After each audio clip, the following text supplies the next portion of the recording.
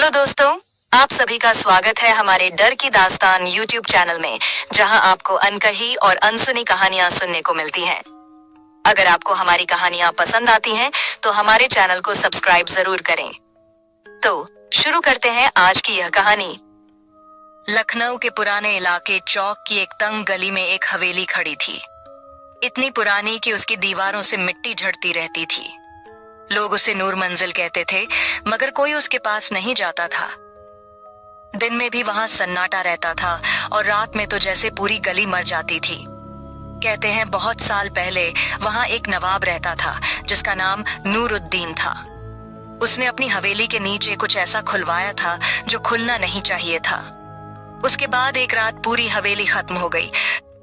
कोई चीख नहीं, कोई आवाज नहीं, बस सुबह सब मरे हुए मिले। समय बीत गया, लोग भूल गए, मगर हवेली नहीं बदली। वहां अब भी कुछ था जो सांस लेता था। इसी शहर में रहमान अली रहता था, एक गरीब उस्ताद। उसकी बीवी शबाना, बेटी अरीबा, बेटा जावेद और बूढ़ी अम्मी जान। घर का किराया देने के पैसे नहीं थे। जब उसे यह हवेली सस्ती मिली तो उसने सोचा यही सही है। लोगों ने रोका, मगर गरीबी डर से बड़ी थी। वो अपने परिवार के साथ वहां आ गया। पहले दिन सब ठीक लगा। बड़ी हवेली, खुला आंगन, पुराने दरवाजे, बस थोड़ी सी सीलन और अजीब सी ठंड। अरीबा को उसका कमरा पसंद आया। जावेद पूरे घर में दौड़ता रहा। शबाना सफाई में लग गई, मगर अम्मी जान ने जैसे ही अंदर कदम रखा, उनका चेहरा बदल गया। उन्होंने धीरे से कहा, यह घर खाली नहीं है। सब हंस दिए, मगर अम्मी जान चुप हो गई। रात आई, पहली रात। आधी रात के बाद हवेली में हल्की हल्की आवाजें आने लगीं, जैसे कोई धीरे धीरे चल रहा हो, कभी ऊपर कभी नीचे। अरीबा की नींद खुली। उसने देखा उसका दरवाजा थोड़ा खुला है, जबकि उसने खुद बंद किया था। उसने उठकर दरवाजा बंद करना चाहा, मगर जैसे ही दरवाजे के पास पहुंची, उसे लगा उसके पीछे कोई खड़ा है। उसने पलटकर देखा, कोई नहीं, मगर उसके बाल अपने आप हिले, जैसे किसी ने छुआ हो। वो डर गई। बिस्तर पर वापस आकर चादर ओढ़ ली। उसी समय खिड़की के बाहर से किसी के नाखून खुरचने की आवाज आई, धीरे धीरे, टक टक टक। अरीबा ने आंखें बंद कर ली। सुबह हुई तो सब सामान्य था, मगर दीवार पर एक खरोंच बनी थी, जैसे किसी ने रात में नाखून से लिखा हो। रहमान ने ध्यान नहीं दिया। दूसरी रात जावेद को खेलते हुए आंगन में एक पुरानी गुड़िया मिली। उसकी आंखें नहीं थीं, सिर्फ गड्ढे थे। उसने हंसते हुए उसे उठा लिया। अम्मी जान चिल्लाई, उसे फेंक दे, मगर जावेद नहीं माना। अब वो उसे अपने कमरे में ले गया। रात के 3 बजे जावेद उठकर बैठ गया। उसकी आंखें खुली थीं, मगर वो सो रहा था। उसने धीरे से कहा, चलो नीचे। उसके सामने कोई खड़ा था, जो दिखाई नहीं दे रहा था। जावेद बिस्तर से उतरा और दरवाजा खोलकर बाहर चला गया, तहखाने की तरफ। उसी समय अम्मी जान की नींद खुली। उन्होंने देखा जावेद जा रहा है। उन्होंने आवाज दी, मगर जावेद नहीं रुका। अम्मी जान उसके पीछे गईं। तहखाने के पास पहुंचते ही उन्हें लगा जैसे वहां से ठंडी हवा नहीं, बल्कि किसी की सांस आ रही है। जावेद सीढ़ियां उतर गया। अम्मी जान वहीं रुक गईं। उनके होंठ कांप रहे थे। उन्होंने नीचे झांक कर देखा। अंधेरे में 2 आंखें चमक रही थीं, और वो जावेद की नहीं थीं। अम्मी जान चीखने ही वाली थीं, मगर उनकी आवाज गले में अटक गई। पीछे से किसी ने उनके कंधे पर हाथ रखा। उन्होंने धीरे से पीछे देखा। वहां कोई नहीं था। फिर भी उनका कंधा दबा हुआ था, जैसे कोई खड़ा हो। और उसी वक्त तहखाने से आवाज आई, दरवाजा खोल दो। अम्मी जान सीढ़ियों के ऊपर खड़ी थीं। उनकी आंखें अंधेरे में जमी हुई थीं। नीचे से फिर वही आवाज आई, दरवाजा खोल दो। इस बार आवाज साफ थी, जैसे कोई उनके बिल्कुल पास खड़ा हो। जावेद अंधेरे में खड़ा था। उसकी पीठ दिखाई दे रही थी। वो धीरे धीरे झुक रहा था, जैसे किसी के सामने सिर झुका रहा हो। अम्मी जान ने कांपते हुए कहा, जावेद ऊपर आओ। मगर जावेद ने कोई जवाब नहीं दिया। उसका शरीर एक झटके में सीधा हुआ और उसने अपना सिर पीछे घुमाया। उसका चेहरा अंधेरे में था, मगर उसकी मुस्कान दिखाई दे रही थी। वो मुस्कान जावेद की नहीं थी। अम्मी जान पीछे हटने लगी, मगर उनके पैर जैसे जमीन से चिपक गए। तभी उनके कान के पास किसी ने फुसफुसाया, तुम भी आ जाओ। अम्मी जान ने झटके से सिर घुमाया। कोई नहीं, मगर उनकी सांस रुकने लगी। तहखाने से अचानक तेज हवा चली, जैसे अंदर कोई बहुत गहराई से सांस ले रहा हो।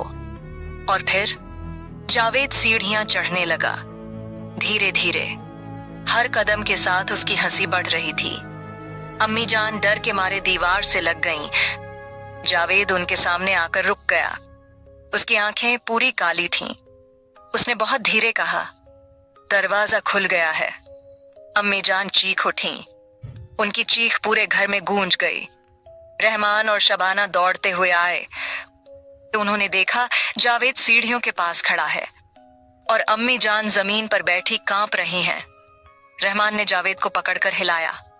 क्या हुआ? जावेद ने मासूमियत से कहा, कुछ नहीं अब्बू, मैं तो सो रहा था। अम्मी जान ने कांपते हुए कहा, ये झूठ बोल रहा है, ये नीचे गया था। मगर जावेद हंसने लगा। उसकी हंसी सुनकर शबाना के रोंगटे खड़े हो गए। उस रात किसी को नींद नहीं आई। सुबह हुई तो सब शांत था, जैसे कुछ हुआ ही नहीं। मगर तहखाने का दरवाजा आधा खुला था, जबकि रहमान ने उसे बंद किया था। रहमान नीचे जाने की हिम्मत नहीं कर पाया। उसने दरवाजा फिर से बंद कर दिया और इस बार उस पर ताला लगा दिया। दोपहर को अरीबा अपने कमरे में बैठी थी। वो किताब पढ़ रही थी। तभी उसे लगा कोई उसके पीछे खड़ा है। उसने सोचा अम्मी होंगी। उसने बिना देखे कहा, अम्मी पानी दे दो। कोई जवाब नहीं आया, मगर उसके बाल फिर से हिले, इस बार ज्यादा जोर से, जैसे किसी ने पकड़कर खींचा हो। अरीबा डर गई। उसने पलट कर देखा। कमरा खाली था, मगर आईने में उसे अपने पीछे एक और चेहरा दिखा, काला, बिना आंखों वाला। अरीबा चीख पड़ी। शाम होते ही हवेली का माहौल बदल गया। दीवारों से अजीब सी बदबू आने लगी, जैसे सड़ी हुई मिट्टी। जावेद पूरे दिन चुप रहा। बस कभी कभी खुद से बातें करता। उसकी आवाज बदल जाती, कभी बच्चे जैसी, कभी बूढ़े जैसी। रात के वक्त अचानक पूरे घर की बत्तियां बुझ गईं। अंधेरा फैल गया। शबाना ने दिया जलाया। उसकी रोशनी में दीवार पर कुछ लिखा हुआ दिखा, खून से। दरवाजा मत बंद करो। शबाना के हाथ से दिया गिर गया। तभी तहखाने से जोर की आवाज आई, जैसे किसी ने अंदर से दरवाजा पीटा हो। धड़ाम, धड़ाम, धड़ाम। हर चोट के साथ पूरा घर हिल रहा था। रहमान डर के बावजूद आगे बढ़ा। उसने ताले को पकड़ा। ताला अपने आप हिल रहा था, जैसे कोई अंदर से खोल रहा हो। अचानक ताला टूटकर जमीन पर गिर गया। दरवाजा धीरे धीरे खुल गया। अंधेरे से ठंडी हवा नहीं, बल्कि बदबूदार सांस बाहर आई। और उसी अंधेरे में दो चमकती आंखें दिखाई दीं। जावेद पीछे से हंस पड़ा और बोला, अब वो बाहर आएगा। तहखाने का दरवाजा पूरी तरह खुल चुका था। अंदर सिर्फ अंधेरा था, इतना गहरा कि रोशनी उसमें घुस ही नहीं रही थी। रहमान वहीं जम गया। उसके हाथ कांप रहे थे, मगर उसकी नजरें उस अंधेरे पर टिकी थीं। अचानक उस अंधेरे में हलचल हुई, जैसे कोई धीरे धीरे रेंगते हुए बाहर आ रहा हो। फर्श पर खरोंच की आवाज गूंजने लगी, धीरे धीरे, लंबी खिंचती हुई। शबाना ने डर के मारे रहमान का हाथ पकड़ लिया। अरीबा पीछे हट गई। जावेद वहीं खड़ा मुस्कुरा रहा था। और फिर वो चीज बाहर आई।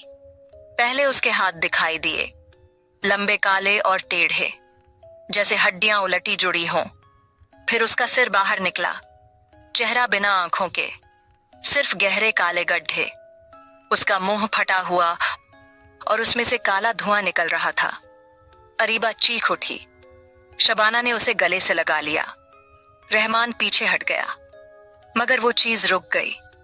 उसने धीरे से अपना सिर घुमाया और सीधे जावेद को देखा। जावेद ने मुस्कुराकर कहा, आ गए। अचानक वो चीज सीधी खड़ी हो गई। उसकी लंबाई इंसान से दोगुनी थी।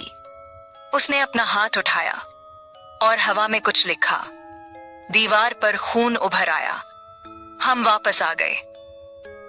हवेली के हर दरवाजे अपने आप खुल गए। खिड़कियां जोर जोर से बजने लगीं। छत से मिट्टी गिरने लगी, जैसे पूरा घर जिंदा हो गया हो। अरीबा को अचानक सांस लेने में तकलीफ होने लगी। उसने अपनी गर्दन पकड़ी, जैसे कोई उसे दबा रहा हो। उसके पैरों ने खुद चलना शुरू कर दिया। वो धीरे धीरे उस चीज की तरफ बढ़ने लगी। शबाना ने उसे पकड़ना चाहा, मगर उसका हाथ फिसल गया।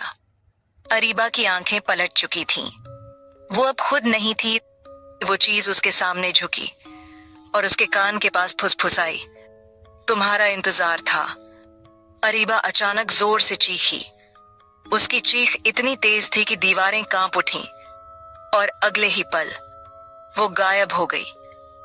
शबाना पागलों की तरह चीखने लगी, अरीबा, अरीबा, मगर वहां कुछ नहीं था। सिर्फ जमीन पर उसके पैरों के निशान थे, जो धीरे धीरे तहखाने की तरफ जाते जाते मिट गए। रहमान का दिमाग सुन्न हो गया। उसने उस चीज की तरफ देखा। वो अब धीरे धीरे पीछे हट रही थी और वापस अंधेरे में जा रही थी। मगर जाते जाते उसने अपना हाथ उठाया और इशारा किया जावेद की तरफ। जावेद अचानक जमीन पर गिर पड़ा। उसका शरीर कांपने लगा। उसकी आंखें पूरी काली हो गईं और उसके मुंह से आवाज निकली, अब ये हमारा है। शबाना रोते हुए जावेद को पकड़ने लगी, मगर जावेद ने उसका हाथ झटक दिया। उसकी ताकत अब इंसान जैसी नहीं थी। रहमान ने हिम्मत करके कुरान उठाया और आयत पढ़ने लगा। जैसे ही उसने पढ़ना शुरू किया, जावेद जोर से चिल्लाया और दीवार से जा टकराया। हवेली में चीखों की आवाज गूंजने लगी, जैसे एक नहीं कई लोग चिल्ला रहे हों। तहखाने का दरवाजा अपने आप बंद हो गया। धड़ाम, पूरा घर एकदम शांत हो गया। अरीबा नहीं थी। तहखाना बंद था और जावेद जमीन पर पड़ा हंस रहा था। धीरे धीरे डरावनी हंसी। उसने आंखें खोलकर रहमान को देखा और कहा, अब एक और बाकी है। अरीबा गायब हो चुकी थी। हवेली में अब एक अजीब सा सन्नाटा था, जैसे कुछ बड़ा होने के बाद सब थम गया हो। शबाना जमीन पर बैठी रो रही थी। उसकी आवाज टूट चुकी थी। रहमान दीवार के सहारे खड़ा था। उसकी आंखें खाली थीं, जैसे उसके अंदर कुछ बचा ही न हो। जावेद कमरे के कोने में बैठा था, उसका सिर नीचे झुका हुआ, मगर उसकी उंगलियां जमीन पर कुछ बना रही थीं। धीरे धीरे जब रहमान ने पास जाकर देखा तो उसके होश उड़ गए। जावेद मिट्टी में एक दरवाजा बना रहा था और उसके ऊपर उंगली से लिख रहा था, यह रास्ता है। रहमान ने गुस्से में जावेद का हाथ पकड़ लिया। तू क्या कर रहा है? जावेद ने धीरे से सिर उठाया। उसकी आंखों में अब कोई इंसानियत नहीं थी। उसने बहुत धीमी आवाज में कहा, वो वहीं है। शबाना अचानक उठी। कहाँ है मेरी बेटी? जावेद मुस्कुराया। नीचे। तहखाने का नाम सुनते ही शबाना पीछे हट गई। उसकी सांस तेज हो गई, मगर मां का दिल डर से बड़ा था। वो दौड़कर तहखाने के दरवाजे तक गई। दरवाजा बंद था, मगर इस बार ताला नहीं था। उसने दरवाजा धक्का दिया। दरवाजा अपने आप खुल गया। अंदर फिर वही अंधेरा, मगर इस बार उसमें से आवाज आ रही थी, धीरे धीरे, अम्मी। शबाना का दिल रुक गया। ये अरीबा की आवाज थी। रहमान भी पीछे से आ गया। उसने शबाना का हाथ पकड़ा। रुको, मगर शबाना खुद को रोक नहीं पाई। वो सीढ़ियां उतरने लगी। जैसे जैसे वो नीचे जा रही थी, आवाज साफ होती जा रही थी, अम्मी मुझे निकालो, मैं यहां फंस गई हूं। तहखाने में पहुंचते ही शबाना की आंखें फटी की फटी रह गईं। पूरा तहखाना बदल चुका था। दीवारें अब मिट्टी की नहीं थीं। वो काली और गीली थीं, जैसे किसी जिंदा चीज की चमड़ी, और वो धीरे धीरे हिल रही थीं। बीच में एक गड्ढा था, गहरा अंधेरा, और उसी गड्ढे के अंदर अरीबा खड़ी थी। मगर कुछ गलत था। उसके पैर जमीन में धंसे हुए थे और उसके पीछे वही बिना आंखों वाली परछाई खड़ी थी। शबाना चिल्लाई, अरीबा। अरीबा ने धीरे से सिर उठाया। उसकी आंखों से काला पानी बह रहा था। उसने हाथ बढ़ाया। अम्मी, मुझे निकालो। शबाना गड्ढे की तरफ बढ़ी। रहमान ने उसे पकड़ लिया। नहीं, कुछ गड़बड़ है। तभी अरीबा की आवाज बदल गई। एक साथ दो आवाजें निकली, एक उसकी, एक किसी और की। देर हो गई। अचानक गड्ढे से काले हाथ बाहर निकले। उन्होंने अरीबा को नीचे खींचना शुरू किया। अरीबा जोर जोर से चीखने लगी, अम्मी बचाओ। शबाना पागलों की तरह उसे पकड़ने दौड़ी। उसने अरीबा का हाथ पकड़ लिया, मगर वो हाथ बर्फ जैसा ठंडा था और धीरे धीरे उसकी पकड़ फिसलने लगी। रहमान भी मदद करने आया। दोनों उसे खींच रहे थे, मगर नीचे से कई हाथ उसे पकड़कर खींच रहे थे। अचानक अरीबा ने आंखें खोलकर सीधे रहमान को देखा और मुस्कुराई। वो मुस्कान अरीबा की नहीं थी। अगले ही पल उसका हाथ छूट गया और वो पूरी तरह अंधेरे में समा गई। शबाना की चीख पूरे तहखाने में गूंज गई। अचानक तहखाना हिलने लगा। दीवारें धड़कने लगीं, जैसे दिल धड़क रहा हो। रहमान ने शबाना को खींचा। भागो। दोनों ऊपर भागे। जैसे ही वो ऊपर पहुंचे, तहखाने का दरवाजा अपने आप बंद हो गया। धड़ाम। पूरा घर फिर शांत हो गया, मगर इस बार जावेद वहां नहीं था। रहमान ने चारों तरफ देखा। जावेद। कोई जवाब नहीं। तभी ऊपर वाले कमरे से हंसी की आवाज आई। धीरे धीरे शबाना कांप गई। रहमान ने ऊपर देखा।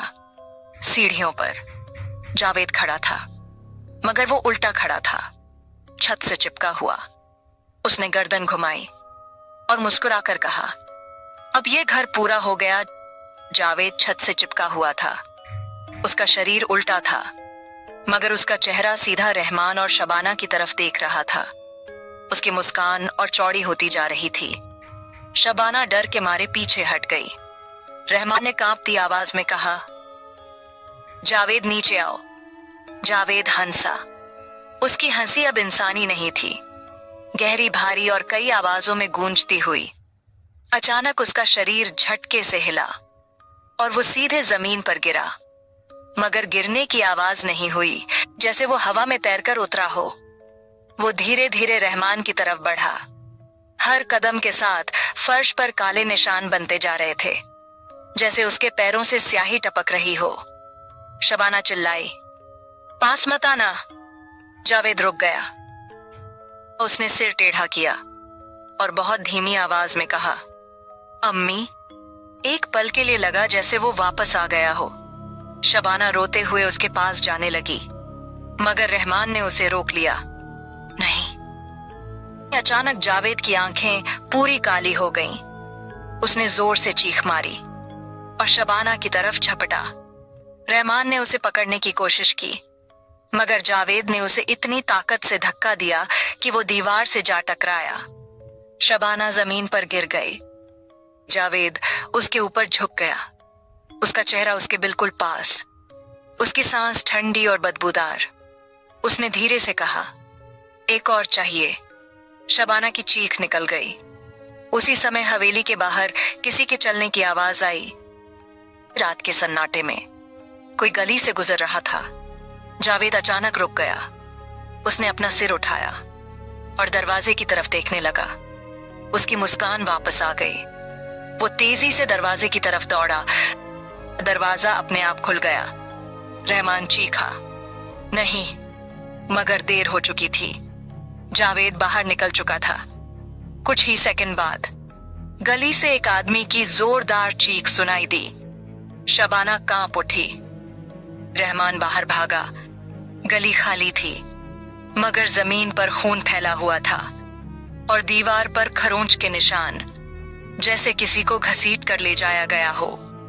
तभी पीछे से जावेद की हंसी आई। रहमान ने पलट कर देखा। जावेद वापस खड़ा था। उसके मुंह के किनारे खून लगा था। उसने धीरे से कहा, अब शुरू हुआ है। हवेली के अंदर अचानक कई आवाजें गूंजने लगीं, जैसे बहुत सारे लोग एक साथ फुसफुसा रहे हों। दीवारों पर साए चलने लगे, छत से काला पानी टपकने लगा। रहमान को समझ आ गया, अब ये हवेली सिर्फ उनके परिवार तक सीमित नहीं रही, अब ये शिकार करेगी। उसी रात रहमान को एक सपना आया। उसने देखा, वही पुराना मौलवी तहखाने में खड़ा है, मगर इस बार उसके पीछे बहुत सारी परछाइयां थीं। मौलवी ने कहा, तुमने दरवाजा खोला है, अब इसे बंद भी तुम्हें ही करना होगा। रहमान ने कांपते हुए पूछा, कैसे? मौलवी मुस्कुराया और अपने हाथ से अपने सीने की तरफ इशारा किया। खून। रहमान की आंख खुल गई। उसका दिल जोर जोर से धड़क रहा था। उसने अपने हाथ को देखा और उसे समझ आ गया, इस हवेली को बंद करने के लिए किसी की कुर्बानी देनी पड़ेगी। और तभी उसके पीछे से आवाज आई, अब किसकी बारी है? रहमान धीरे से पलटा। जावेद उसके पीछे खड़ा था और उसके साथ वो बिना आंखों वाली चीज भी खड़ी थी। रहमान के सामने जावेद खड़ा था, मगर वो अब उसका बेटा नहीं था। उसके साथ वही बिना आंखों वाली परछाई खड़ी थी, लंबी, काली और खामोश। उसकी मौजूदगी से ही हवा भारी हो गई थी। जावेद ने धीरे से कहा, अब दरवाजा बंद होगा। रहमान के कानों में मौलवी की आवाज गूंज रही थी। खून। शबाना पीछे खड़ी कांप रही थी। उसकी आंखों से आंसू रुक नहीं रहे थे। उसने रोते हुए कहा, मुझे दे दो। रहमान चौंक गया। नहीं। शबाना ने उसका हाथ पकड़ लिया। अगर किसी एक की जान से सब खत्म हो सकता है तो मुझे जाने दो। रहमान का दिल टूट गया। उसने सिर हिलाया। नहीं। जावेद हंस पड़ा। तुम दोनों सोच रहे हो तुम्हें चुनने का मौका मिलेगा। अचानक हवेली हिलने लगी। दीवारों से आवाजें आने लगीं, जैसे कई लोग एक साथ रो रहे हों। तहखाने का दरवाजा अपने आप खुल गया। धीरे धीरे अंदर से लाल रोशनी बाहर आई। परछाई ने अपना हाथ उठाया और शबाना की तरफ इशारा किया। शबाना के पैर अपने आप चलने लगे। वो तहखाने की तरफ बढ़ने लगी। रहमान ने उसे पकड़ने की कोशिश की, मगर उसका हाथ हवा में ही रह गया, जैसे कोई अदृश्य ताकत उसे रोक रही हो। शबाना सीढ़ियां उतर गई। रहमान भी उसके पीछे भागा। तहखाने में पहुंचते ही उसने देखा, वो गड्ढा फिर खुल चुका था और इस बार उससे लाल धुआं निकल रहा था। गड्ढे के ऊपर अरीबा खड़ी थी, मगर वो अब इंसान नहीं थी। उसकी आंखें पूरी काली, चेहरा सख्त और उसके चारों तरफ काली परछाइयां घूम रही थीं। शबाना उसे देखकर रो पड़ी। अरीबा। अरीबा ने धीरे से सिर उठाया और बोली, अब मैं यहां की हूं। रहमान का दिल कांप गया। परछाई ने इशारा किया और शबाना गड्ढे के बिल्कुल किनारे पहुंच गई। रहमान चिल्लाया, नहीं। उसने पूरी ताकत से दौड़ लगाई और शबाना का हाथ पकड़ लिया। दोनों गिर पड़े। गड्ढे के बिल्कुल पास नीचे से हाथ निकलकर शबाना के पैरों को पकड़ने लगे। शबाना चीख रही थी। रहमान उसे खींच रहा था। अचानक जावेद उनके पीछे आकर खड़ा हो गया।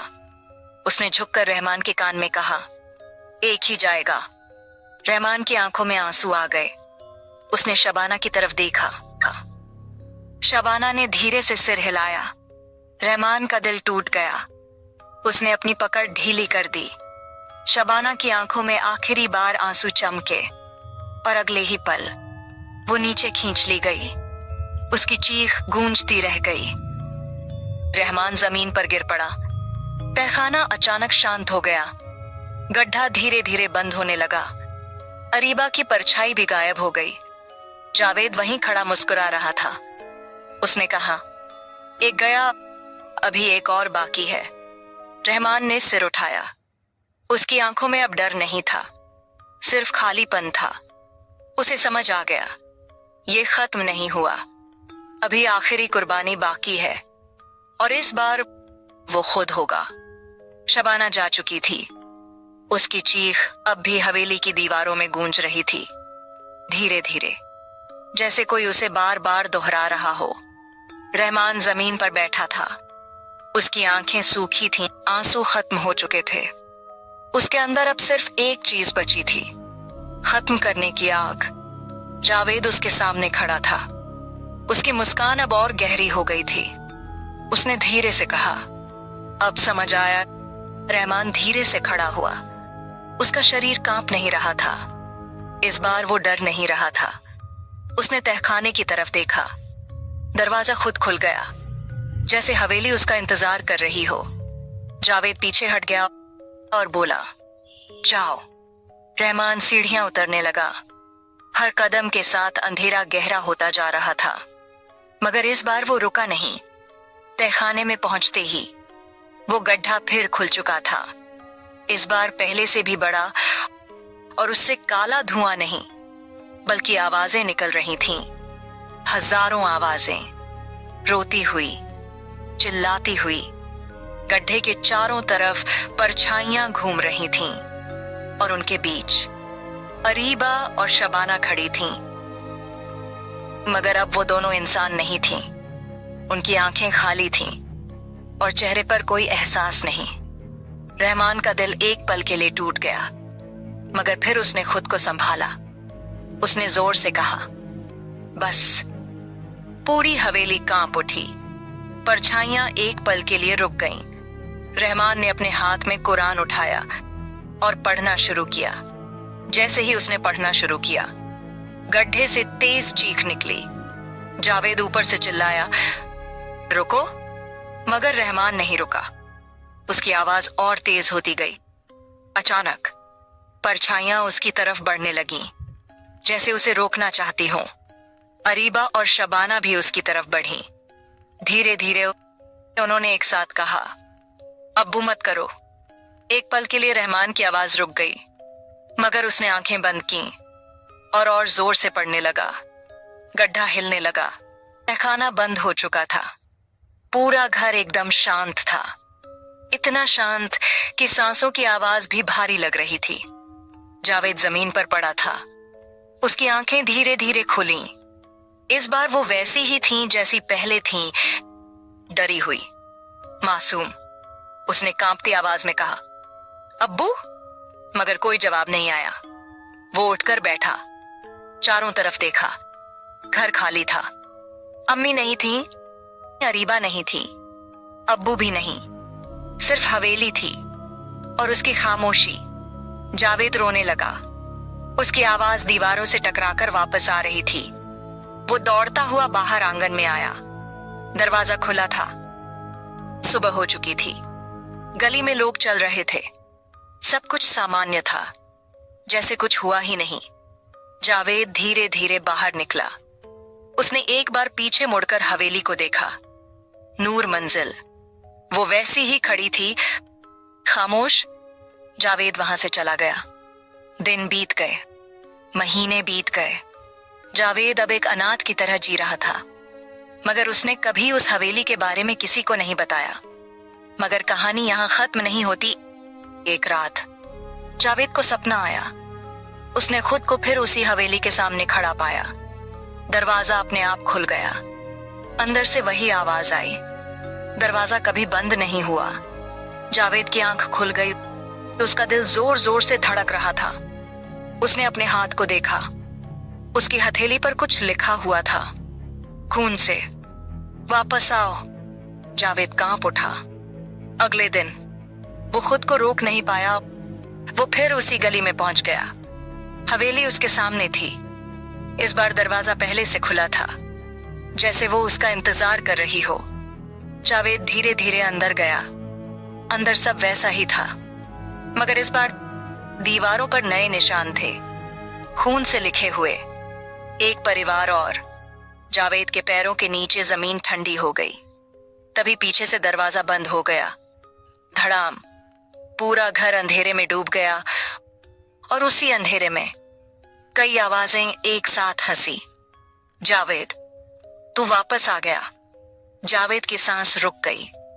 उसने पीछे मुड़कर देखा। सीढ़ियों पर रहमान खड़ा था, मगर वो अब इंसान नहीं था। उसकी आंखें पूरी काली थीं और उसके साथ शबाना और अरीबा भी खड़ी थीं। तीनों मुस्कुरा रहे थे एक साथ। अब तू हमारा है। जावेद चीख भी नहीं पाया। अंधेरा उसे निगल गया और नूर मंजिल हवेली फिर से खामोश हो गई। मगर इस बार अंदर 4 लोग थे और दरवाजा अब भी खुला था।